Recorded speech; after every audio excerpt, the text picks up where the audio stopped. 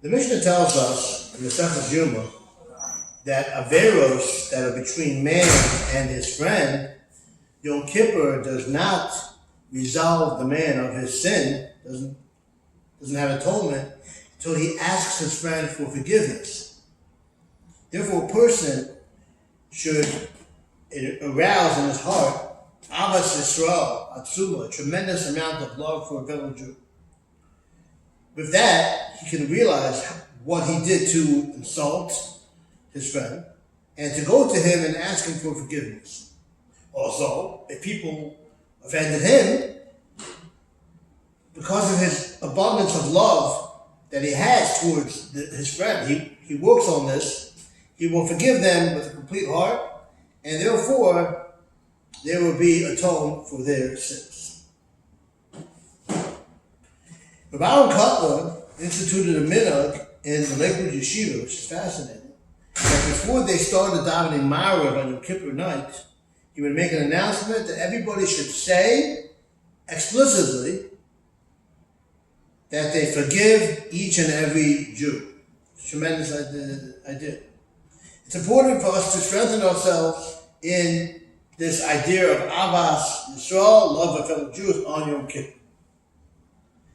There's a minhag in the Taimani community, the Taimani Jews.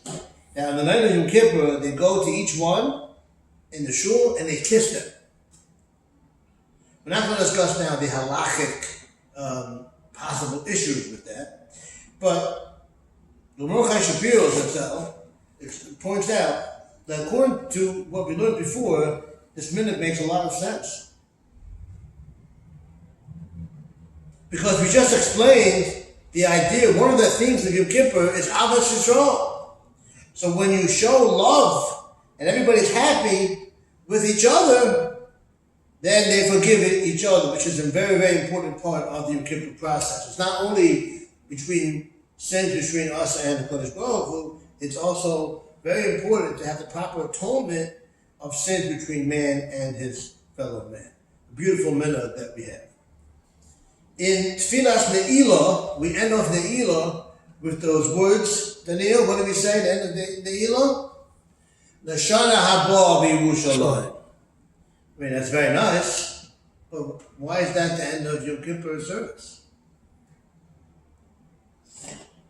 According to what we said, it makes sense. The Mishnah tells us in Yuma, Second Temple, which is what we're still mourning, right, was destroyed because they had Shechina.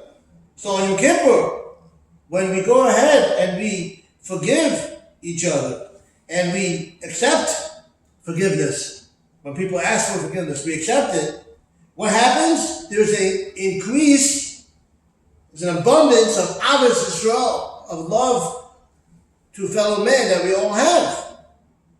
Therefore, we can ask Hashem for the Geula, because we were in exile because there was lack of Avos Yisrael. So when we have Avos Yisrael, it's a great time to ask for the Geula. That's why we say the Shana Haba b'Yerushalayim. This Torah was so beautiful from that Mordechai Shapiro.